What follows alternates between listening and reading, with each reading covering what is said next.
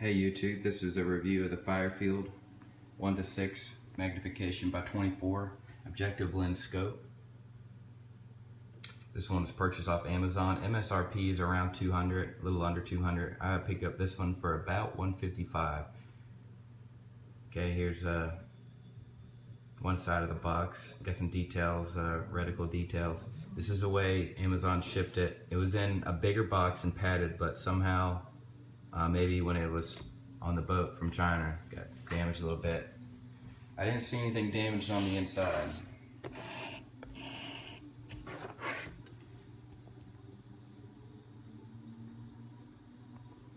Some more details, and here's the other side. Alright, let me open it up real quick.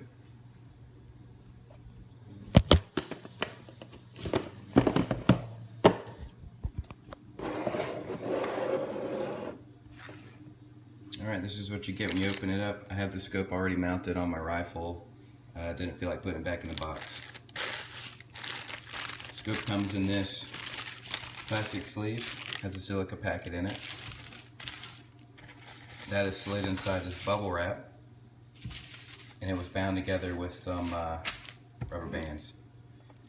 Scope will come with these lens covers, and they are spring loaded, so they flip up. A lot of people online were saying they come cracked, and guess what? Yep, this one's cracked as well, the front one. I mean, they are cheap. I don't think you're paying for them really. I don't use them. I haven't used them. A couple times I've used the scope. Also comes with these medium height scope rings. Quality's okay. They work. They fit the 30mm tube pretty snug. Also comes with a provided Allen key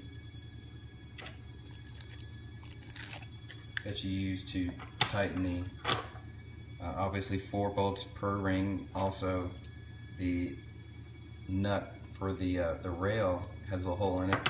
So if you're not familiar with that, you just stick your Allen key through the hole and get it snug on your scope. I think the manual does provide some suggestions or instructions of how many inch-pounds, I think is what they're called, as far as tightening evenly your scope to your mount. Just a little quick overview of the manual, nothing special. One thing I did notice, I tried to replace the battery using these instructions and I cannot figure it out, and I don't want to mess up the scope trying. So if you have this scope and you've figured out how to do it, chime in down below in the comments and show us how you replace the battery. Also comes with a little cleaning rag, and that's it for the box.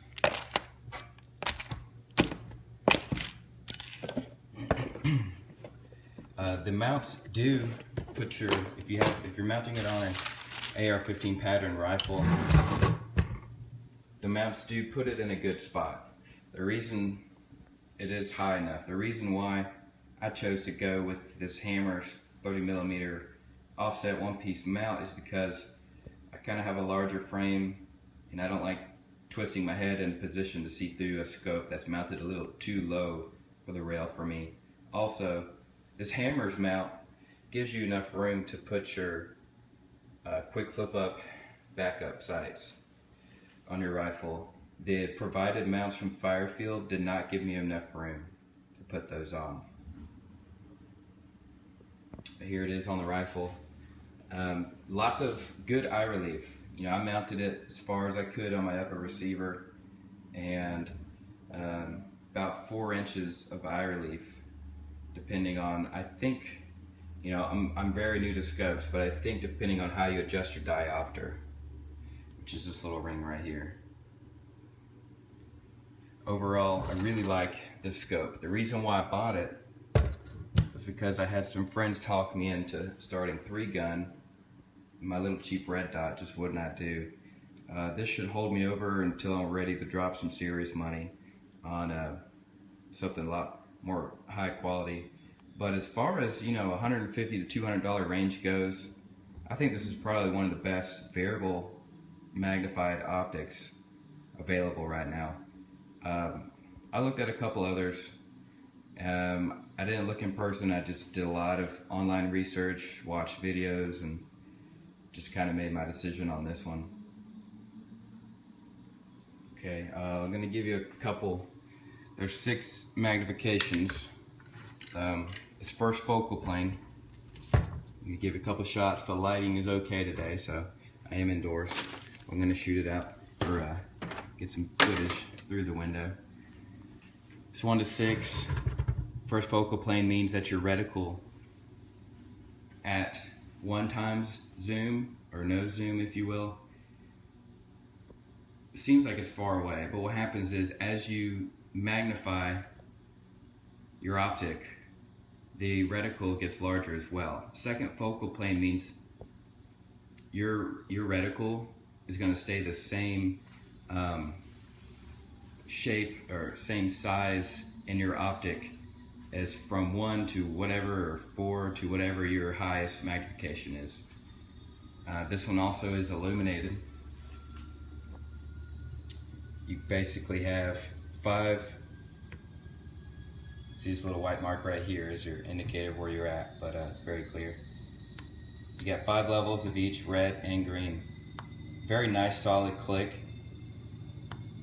Another thing is, in between your adjustments, say this is 0, I got 5 on high green, going a little bit lower to 4. If you leave it in between, a reticle actually goes off. It's very solid to turn, so I imagine if you wanted to turn it off real quick without going all the way back to 0, just leave it in between. Okay. The click MOA adjustments are actually spot on. Very solid clicks.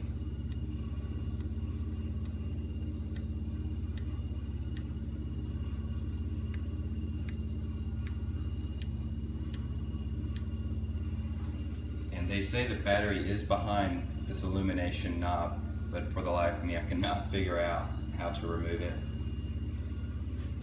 All right, kind of an overcast day, but hopefully the lighting is good enough. And it is very hard to use an iPhone to get good get good shots through the lens of these. This is 1 power magnification. I have my iPhone. Man, it looks like about 7 inches behind this. Behind that, so the eye relief is about 7 inches right now. I shoot probably about right here. I wish it would just zoom in better. Let me try. So you can start to see the Milhash reticle. Lighting's all right outside. This is 1 time zoom. I'm going to cycle through the illumination knob. It's kind of bright outside, so I don't know how well. This is 1 red. Oh, great. Here we go.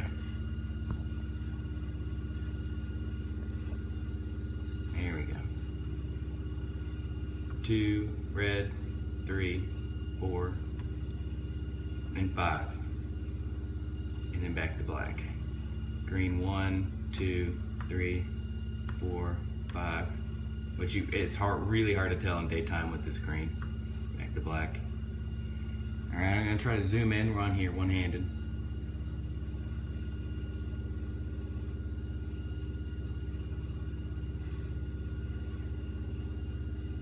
Okay, now we're at 2 power, 3 power. I'm gonna try to keep this iPhone steady. Your eye relief, reduces a little bit as you magnify. 4 power.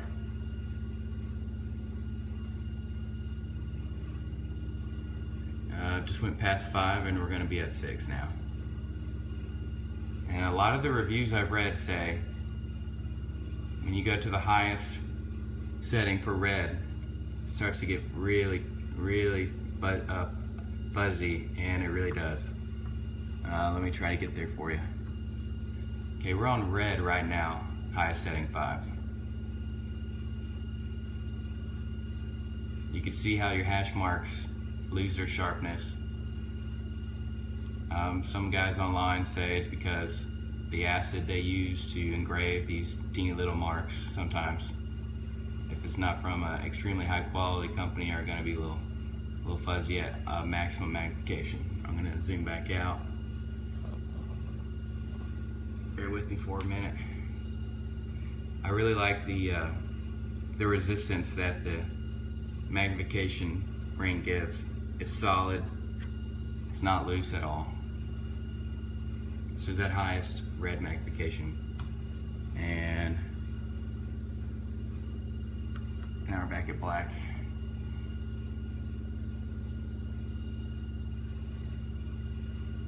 Overall, you know, I like it. I like the weight. It is heavy.